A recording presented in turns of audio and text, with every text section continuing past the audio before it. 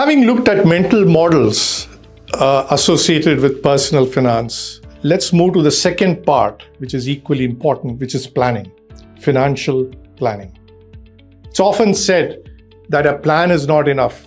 The effectiveness of a plan is how well it is implemented. And often they say an imperfect plan, well implemented, is better than a perfect plan not implemented. Nevertheless, when it comes to financial planning, it's important to plan early. And let's take an example. Let's now trace a persona in his mid-20s, just getting into a job, and see how well he plans. Let's make some assumptions. The person's name is John Neff. He's 25 years old. He's an engineering graduate, having done engineering in manufacturing and production.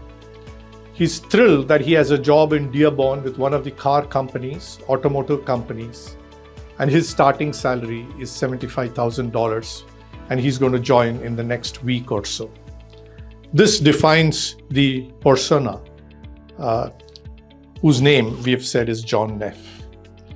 John has been lucky. He's had a mentor who's been advising him on the things to be done in life, including how to have a sense of purpose and how to create wealth for himself over the next 20 years.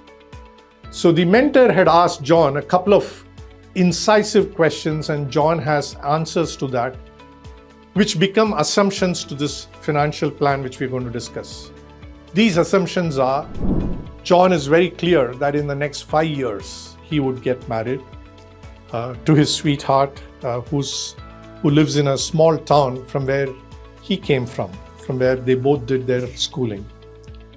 2, he knows for sure that given her tastes and her proclivities, it would be a single income earning, that he would be the earning member of the family and she would take care of the rest of the things.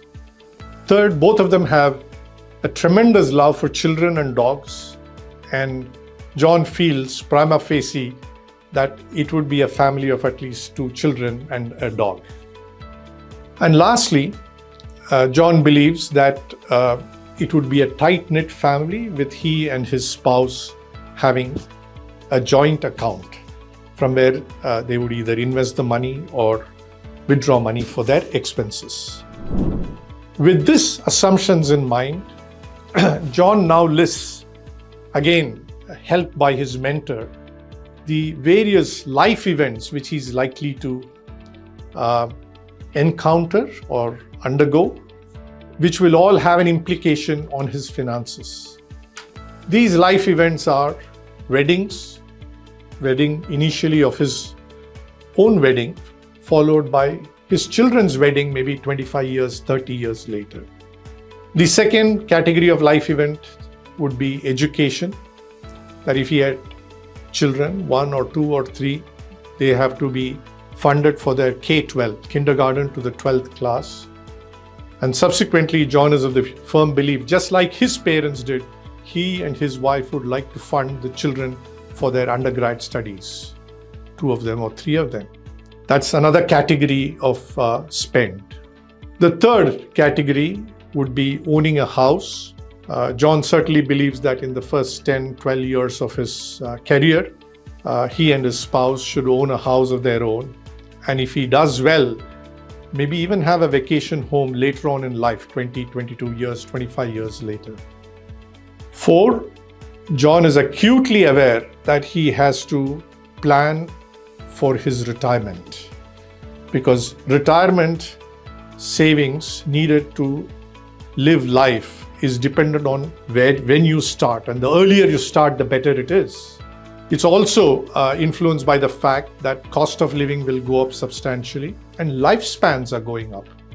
John realizes that he comes from a family background with strong genes. His father, for example, is 90 plus, both his father and mother, and they are alive. And John believes, therefore, if he were to retire at the age of 65, he has another 30, 35 years to plan, given the age span in his family.